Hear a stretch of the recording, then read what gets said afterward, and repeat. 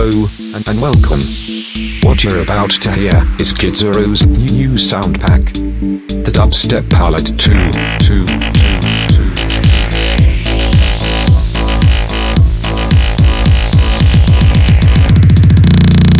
Dubstep.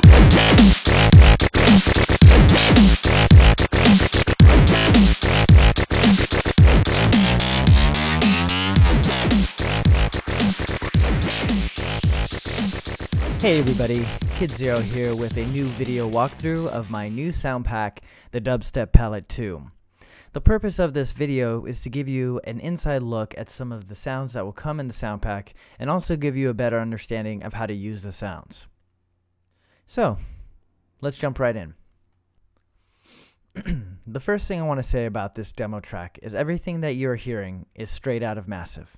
I did not use any extra effects or third-party plugins that might alter the sound. The only thing that might be on some of these tracks are compression, sidechain. I believe one of the sounds has an EQ on it, but I only use it to blend it a little bit better with the drums and the vocals because the vocals were layered over the sound, so I wanted to make sure that they were cutting through. And I also did use an auto filter on 2 of the tracks to filter in and out the sound. These are all standard plugins that come with any DAW, so I don't want you to think I'm doing anything special over these sounds to give them any kind of extra oomph. These are straight out of Massive.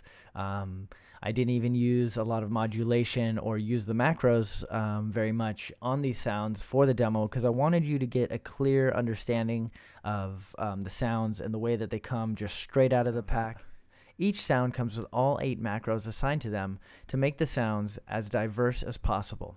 I also made sure that each sound in the oscillator tab had the pitch setting set to +12 and -12 so that if you wanted to jump into the pitch modulation tab in your DAW, you can go ahead and do that and the pitch is already set up for you. But I will tell you, I hardly used any of the macros or the pitch settings in this track. Why? Because I wanted to make sure that if you're new to Massive and new to engineering, that you will be able to use these sounds and get them to sound cool without having to get too deep into modulation. So, let's dive into the track and pick it apart. Okay, so let's jump right into the track. The ones in green are the ones that have a little bit of modulation. Whether it was in Massive or I use an auto filter, it has a little bit of modulation using the macros. Let's check out the first one here. This one I only use an auto filter on. Let's just take a quick listen to that.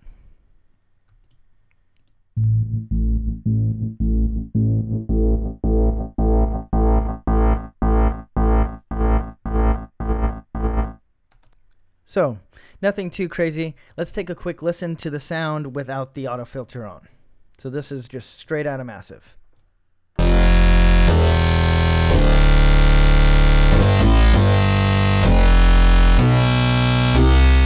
This is probably one of my favorite sounds in the sound pack. I used it a number of times here in the track. And the only thing that I have actually changing here is a few different things, and you can actually see these here. A few things are being modulated. Let's just take a quick listen to the sound.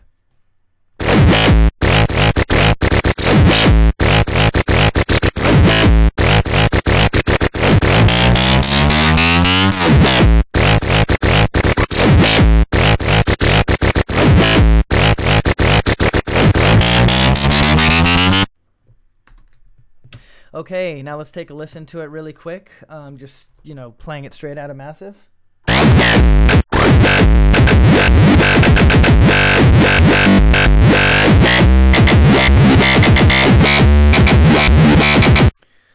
So you can do a lot of damage with that sound. It sounds absolutely great. So you'll definitely want to check that one out. And just so you know, I have them all labeled here. As you can see, all the names of the tracks, or excuse me, of the sounds, you can see they're all labeled here. So that if you hear one in this tutorial that you like, you can go ahead and just jump right into the sound pack, find it, and start playing away. So this is a pretty awesome sound. Let's hear what this sounds like just straight out of Massive.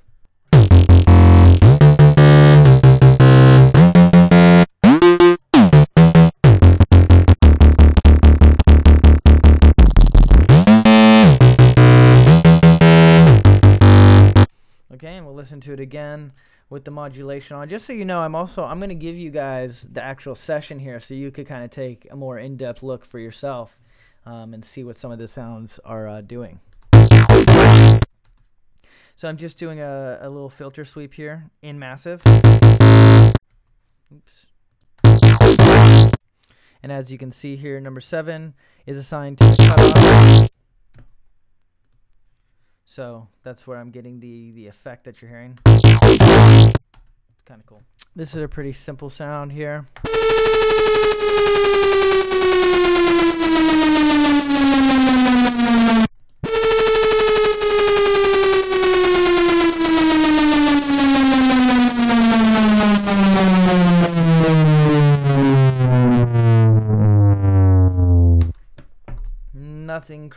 Nothing crazy at all.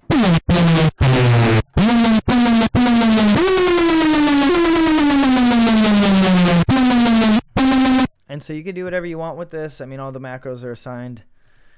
That covers all the ones that actually have modulation. As you can see, there's not much really going on here. I just straight up played the sounds, kept loading them, and just kept playing them to the beat. I didn't overthink anything. I did this track fairly quickly. And the reason I did that, and I didn't do any extra editing or anything like that. I quantized, that's about it. But the reason that I did that is because I wanted to give you the clearest picture I possibly can of how to use these sounds, and that, you know, you don't have to, you know, get too in-depth with, you know, modulation and macros and all that to get them to sound good. I know I've downloaded a lot of sound packs myself, and you really have to, you know, get deep into the modulation aspect of it to get it to sound good. But for this sound pack, I wanted it to be as easy as possible so that even if you're not interested in, you know, using the macros, you can definitely, you know, get in there and get these things to sound pretty awesome. Let's check out a couple more of these.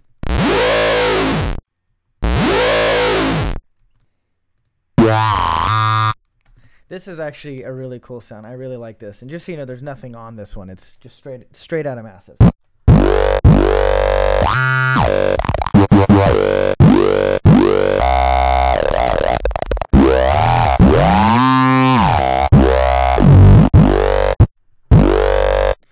So that's one you're definitely going to want to check out.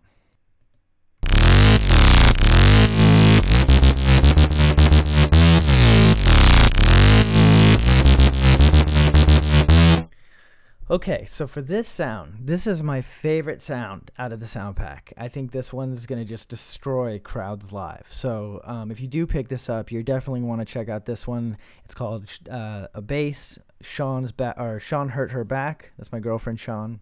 She hurt her back when I was making this sound pack.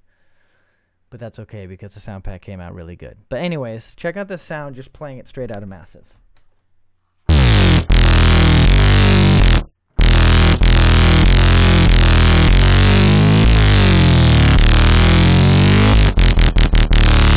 So if you put that in your track, someone's going to get hurt.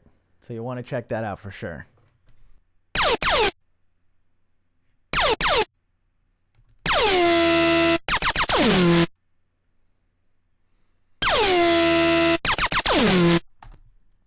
So as you can see, this is a really awesome sound here. You can, you know, either hold it out and make a really cool laser sound, or you can make more sharp, you know, squealy sounds. So that's one you'll definitely want to check out as well.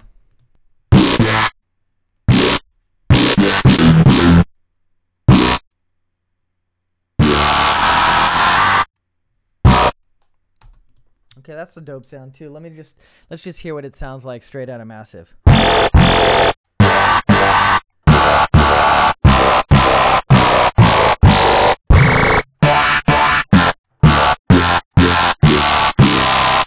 Okay, so that's another one you're going to want to keep an eye out for.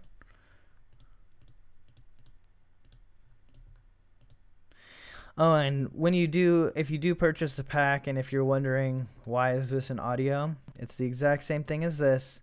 All I did is I had to print it to audio because for some reason my Ableton was glitching out, and this vibrato here, I didn't want the vibrato on. I decided I didn't like it, but it kept on jumping to here. For some reason I couldn't figure out where the assigned, macro where it was coming from. So I kind of just held it down, printed it to audio, and it's the exact same thing. So I don't want you to be confused about that.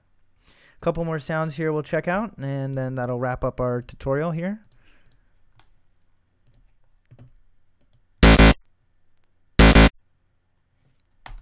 Just your, stereotypical electro house sound, but it's a good one at that.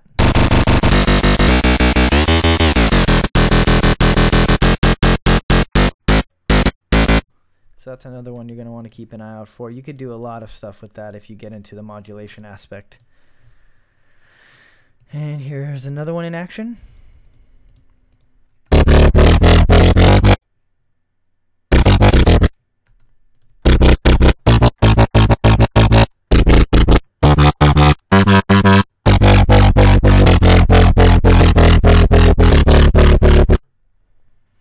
And that's it for this track.